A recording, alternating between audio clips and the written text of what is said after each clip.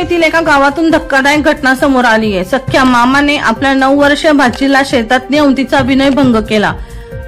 या चिमुकलीने मामाच्या तावडीतून सुटका करून घेत पळ काढला। जवळच्या शेतात काम करणाऱ्या महिलांना हा प्रकार समजल्यावर परिसरातील ग्रामस्थांनी नराधम मामाला पकडून चांगला चोप देत पोलिसांच्या स्वाधीन केले। या प्रकरणी येथील पोलीस ठाण्यात मामाच्या विरोधात विनयभंगाचा गुन्हा दाखल करण्यात आला असून मामाला अटक करण्यात आली आहे।